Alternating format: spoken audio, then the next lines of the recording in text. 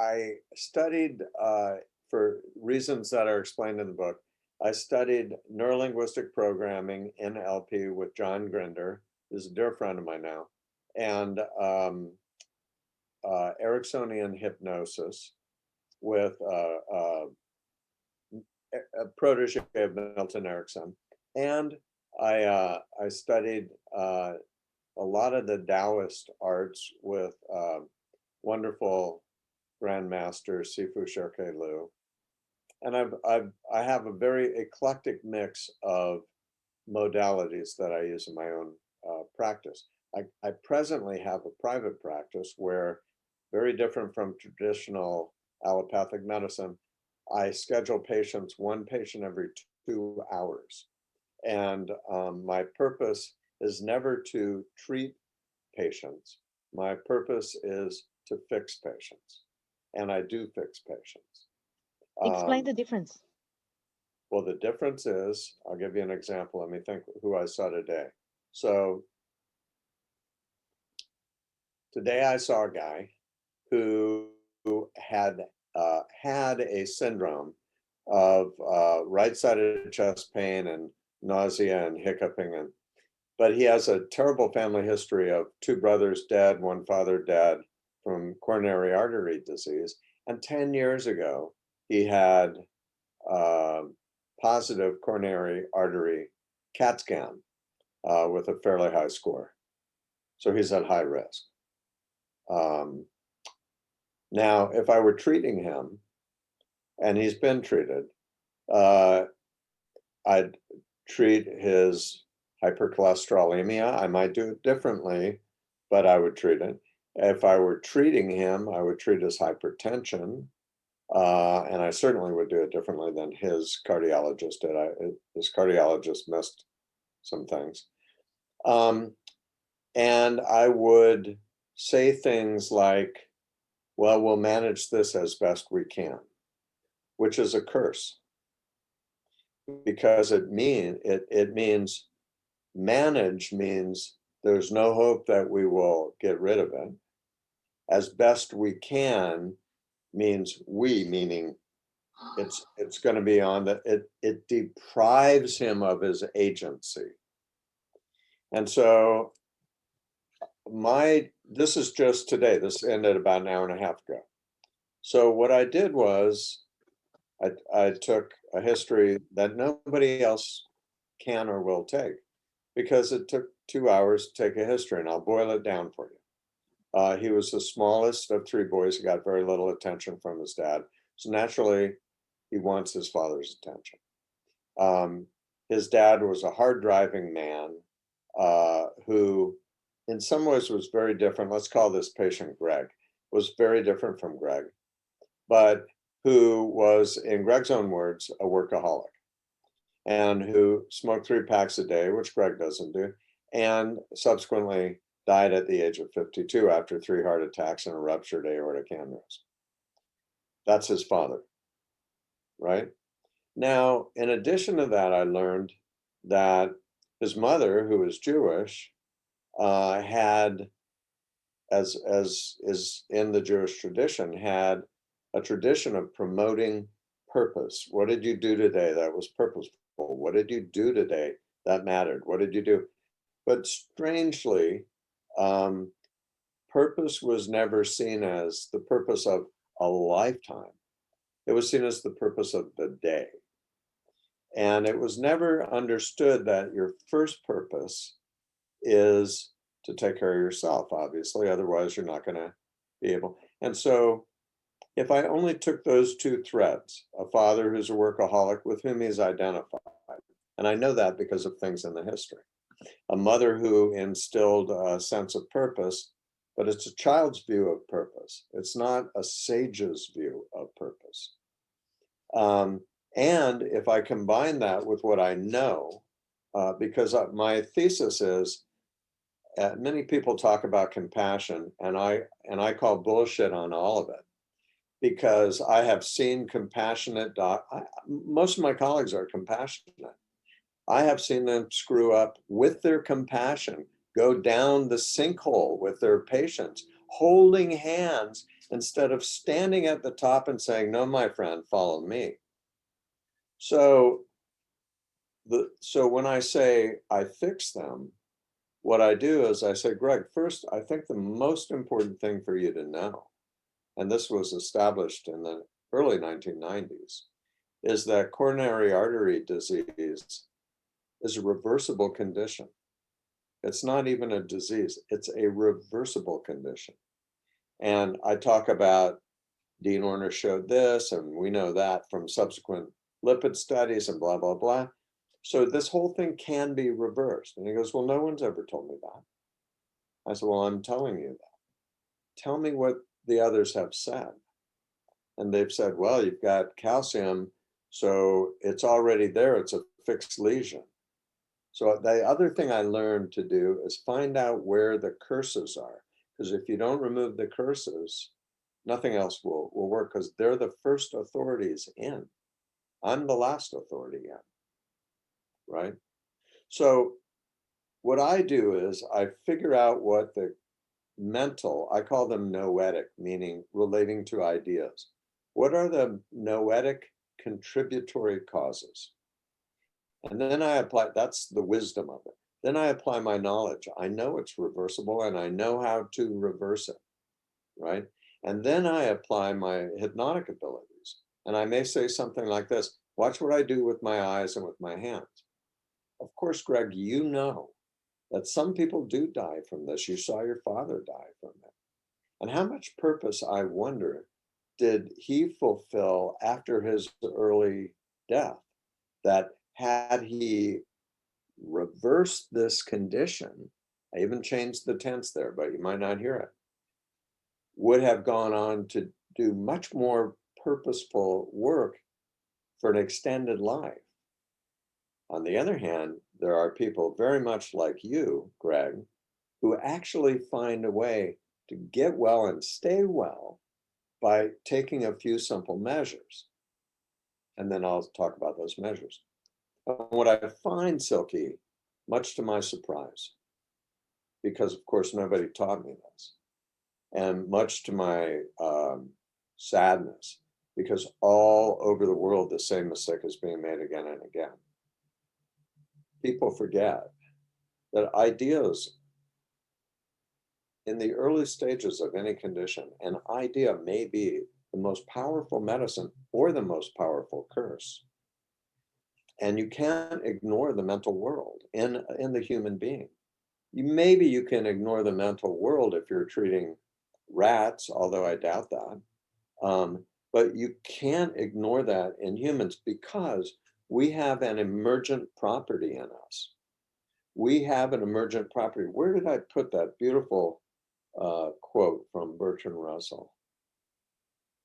Oh, I know where it is. I can't get it because it's behind you on my computer. But in essence, he said that there is nothing in any philosophy that prohibits a mechanical system with the emergent mental property from being governed both by the laws of mechanics on the way up and by the laws of psychology or mentality or ideation on the way down. They're not mutually exclusive. We all know that. We know that when we're lifting our hand, my idea lifted that hand and all the mechanical things cooperated. And as soon as I take my mind out of it, gravity will take it down because that's the mechanical world. They both work all the time. So this guy, Greg, if he survives long enough for me to finish treatment, and my treatments are usually, 3 or 4 sessions, but every session is 2 hours. So I may spend 8 hours, but he would have spent hundreds of hours in medical institutions. He'll go back and he'll probably wait a year or so, and he'll see that his coronary calcification score is less. And as he stays on the program, it'll be less still. And he'll have in his mind the notion, because I will disidentify him with his father. I will reframe his mother's sweet intended, but nonetheless negative curse And I will inculcate the notion that this is reversible and then prove it with subsequent scans. So that's what I do. So the kind of upshot is twofold. One is I teach doctors, caregivers of all kinds, every word you utter has a hypnotic influence. If you say to someone, well, you have a viral syndrome, and there's nothing I can do about it, there's nothing we can do about it, you just have to go home and tough it out. It'll probably take 5 to 7 days to get well. You curse them. And they will take 5 to 7 days to get well. If you say, again, watch my hands and my eyes. If you say, well, you have a viral syndrome, I recommend you take this. It doesn't matter what it is. It might be echinacea. It might be a placebo. You could even say it's a placebo. And it helps at least 30% of people, very much like you. Now, we both know that this viral syndrome, some people take 5 days or a week to get better. But in my experience, I have many patients, perhaps just like you, get well in a surprisingly fast period of time. Why don't you do this? Call me tomorrow. Let me know how well you are. You can feel the difference. So on the one hand, I'm teaching doctors how to do that, nurses, chiropractors, homeopaths, naturopaths. And I don't know, I don't know if that's for a general audience. There are things in that are. But the other thing I do is when someone comes in like Greg and he says, oh, I know all the things I'm supposed to do to get better, but I can't do them. And I'll say, and I say this is probably the most common sentence I've uttered in my entire life, except I love you to my wife. I say, Greg, I know you're not going to know the answer to this, and neither am I. And I'm not asking you to know. But if you had to guess, why do you think you persist in this unhealthy pattern? And they all say the same, well, I don't know, you're the doctor. And I'll say, yeah, I'm the doctor. But like I said, I won't know and you won't know. Just guess. And what I've learned, Silky, is that if you're quiet enough, if you can zip it and wait, because sometimes it's 30, 40 seconds. And he's like, I mean, the only thing that comes to me is I'm on my father's trajectory. Well, there's your answer. Dangerous identification. And so what I know from having asked why today to thousands of people now is that there are some very, very common answers to why people get sick. And it's not the only reason. If someone has a strep throat, they have a strep. But 10% of people have that strep all day, all night for their whole life. Why did it cause a strep throat today? And then they'll tell you why. I'm not asking you to think, just guess. And the answers are very similar to what I told you about Greg. The most common answer is retreat into illness, which almost everyone learns in childhood to get out of some humiliation, usually at school. I had a patient recently when he was sick with a sore throat at home, his mother took him to the spa. Spa. Why was he a patient of mine? Because he had had an undiagnosable, lancinating sore throat for 2 years. Right? Retreat into illness. Monkey see, monkey do. You and me, even though you look so much better than I do, we're both 98% chimpanzee. Right? We imitate. Whether we know it or not, we imitate all the time. And so when we're little and we're helpless and dependent, we attach very quickly. usually, but not always, the daughters to the mother and the son to the father. Sometimes it's a mix, sometimes it's the opposite. But there's always an identification because that's how children survive. And that's the only way to survive. You can't be as helpless and dependent as humans are without attaching to someone for survival. However, there's a time, an appropriate time to disidentify. And most of the patients that I see, whether they're 21 or 81, have hit that point in their life where their identifications with their parents in broad sweeping scope have brought them to unhappiness. It doesn't mean anything was done wrong by the parent, but we're all, I don't have your fingerprints. Neither does your mom or your dad. And so your path, you might be able to run your mom's path for a good long run, especially if she was wonderful. But if you follow it all the way to the very end, it will not make you happy. Your happiness lies on some fork. It's like when Yogi Berra, our famous baseball player, said, when you come to a fork in the road, take it. Right? You take it. So dangerous identifications, guilt. In the Judeo-Christian tradition, guilt isn't only that sense of shame or regret. It's also got another component, and that is punishment. There must be some retribution. And so I can't tell you how many autoimmune diseases, tumors, arthritides, afflictions of all kinds I've seen from people who are guilty about something, an affair, masturbating, not working hard enough, you name it, it runs the gamut. So, and then the last one is curses.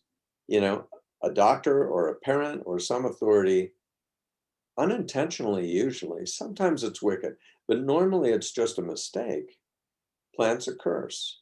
The classic curse, and I have to say, I have a very hard time with this one because I deal with it a lot and I know better. And so I feel as though my colleagues should know better. But the worst curse is you have 2 years to live.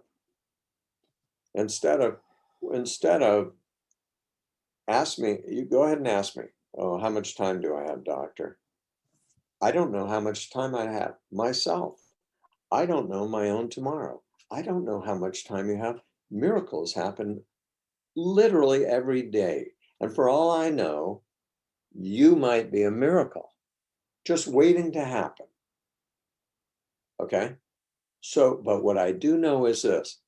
We both know some people die from this, and others, maybe just like you, defy all odds and live happy and healthy. I'm with you. Let's see how well you do.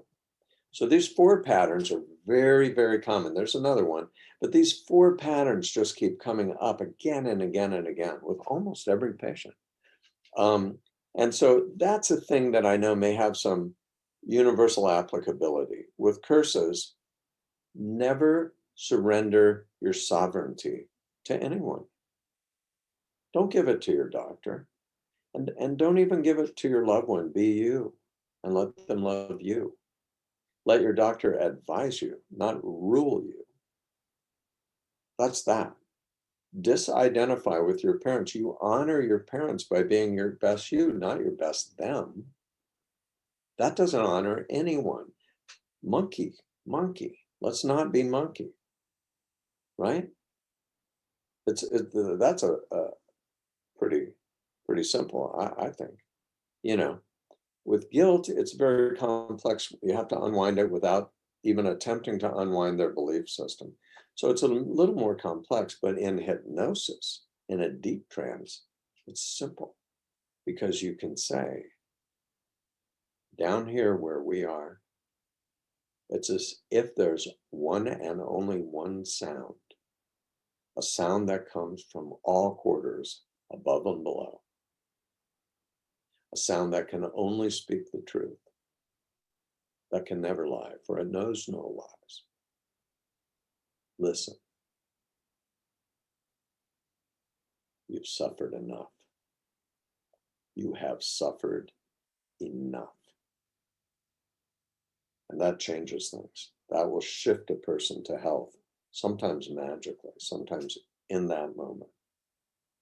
So that's a very powerful thing for, and one of the great uses, I think, of hypnotic trance. And so there are ways to do that. And when you address these various contributory causes, yeah, give them penicillin for the strep throat, but it ain't never coming back. And that's what I mean by fixing people. I'm blown away. Now, how do you put all of that, my dear, into a half hour? Or how much time would I have? 1 hour. It's hard to do.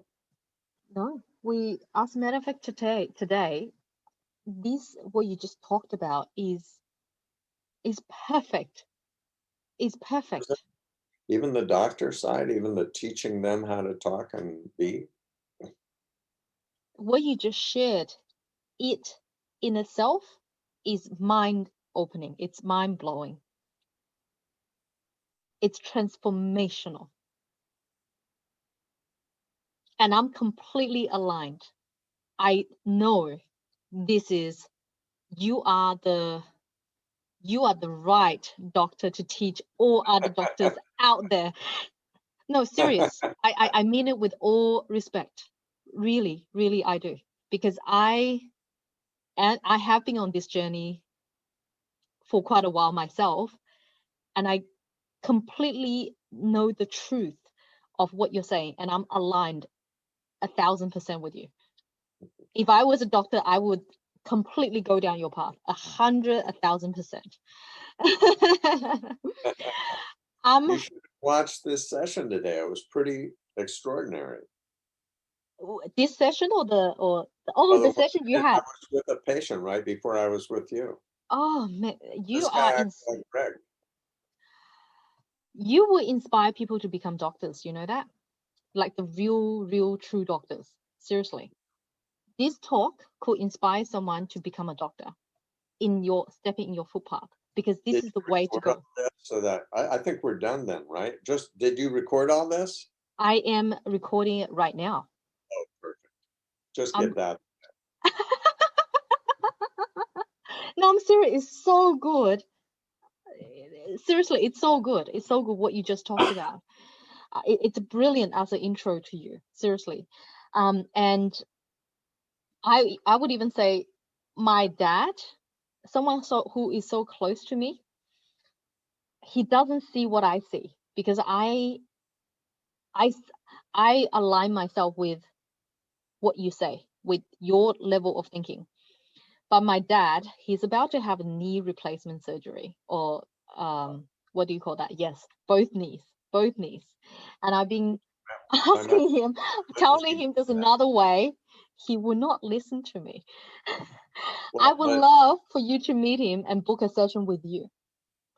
But listen, here's the thing. Other thing I've learned is, I don't want to take someone's sovereignty. So it's one thing if his greedy orthopedist has scheduled this, but if he himself has decided firmly on doing this, then the business changes. And I'm going to ask you to do this for your father, because I know you can do this. And if you ask me why I know that, I know that just because you have, and I'm sure everyone tells you this, but you have this glow. And this glow, I know a girl named Susie Ma who has it too. I don't know many other people who do. But if you go to my book and you read chapter 11, and I talk about knee surgery, but you need to really read the book up to it to understand everything. But you could say to your dad, Dad, I know you're going to have the knee surgery. I know you don't listen to me. I'm your kid. Even though sometimes kids do, I'm not saying it's me, Dad, but sometimes kids do garner a little bit more wisdom in other fields than even their father has. But never mind that. I humor me and let me talk to you for an hour before your knee surgery. Or you go and talk to the anesthesiologist. I will tell you this. I just talked to him on the phone today. There's a guy in the book named Jack who had bilateral knee surgery. Before you do that, I'm going to show him this recording. I just want to let you know the entire recording. Okay, well, let him hear this, because this is, and I'm using Jack's real name because Jack always said, and he even said it today. He said, I'm happy you use my name. I want royalties. And I said, Jack, I'll give you 3 cents for every 100 books sold. And he's a good friend. We had a good laugh. But this is a true story. So Jack, he's a Sicilian guy. He goes, oh, I'm having 2 surgeries. You think you can hypnotize me? Because I do pre-surgical hypnosis. So I said, well, I know I can hypnotize you. How do you know that? I'm pretty tough. I go, I know that because you're very intelligent. And I don't think I'm wrong about that. But if you want to prove me wrong, you can. That's the setup.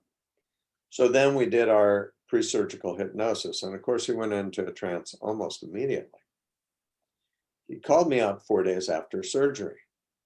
And he goes, Steve, Jack, they're kicking me out of this place. Because in those days, this is like 15 years ago, they put him in rehab in the hospital because they could bill for it. And he goes, kicking me out of this place. But I want to be in your book. I go, Jack, calm down. What is going on? And he goes, well, I think I'm not good for morale. And he's a wild man. I go, what'd you do? And I'm thinking he hit somebody or did something because he has done that before. He goes, well, you know, it's day 4. I was getting kind of tired of the slow stuff. So I started going up and down the stairs. Now, going up and down stairs with 2 new knees, people think it's not possible on day 4, but it is possible. Jack did it. And I've had many patients do the same. So I said, well, that's good. So why are they kicking out? Well, I guess I was kind of bragging about it. And all the old geezers who were groaning and moaning when getting their legs moved got dispirited by it. So they kicked him out. He didn't have any pain. He took pain medicine for 2 days. He healed in a matter, I think it was 2 months, and he doesn't even think about it. You know, it was perfect. So I'm inviting you to read the pre-surgical hypnosis, and there's a script on how to do it, and anyone can do it. But it's very, very important because you and me and your dad and everyone, without knowing it, has an unconscious capacity that affects the sensory system, that affects the vascular system, bloodless, and that affects the healing systems, all the systems of healing, the immune cleanup system, the fibroblast laying down the collagen system, the bone healing system, the osteoblast in class.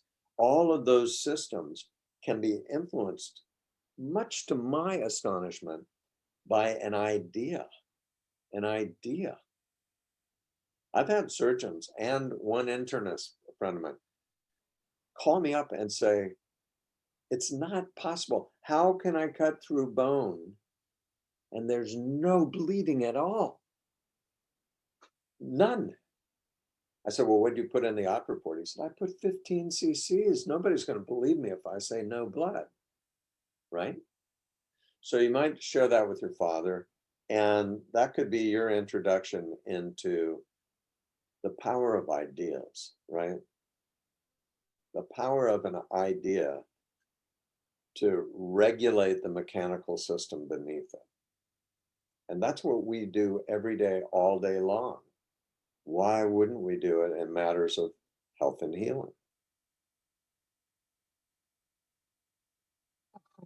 100%.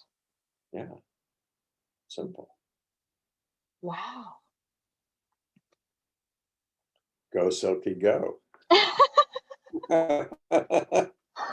Wow. I am blown away. This is, wow, you speak so much wisdom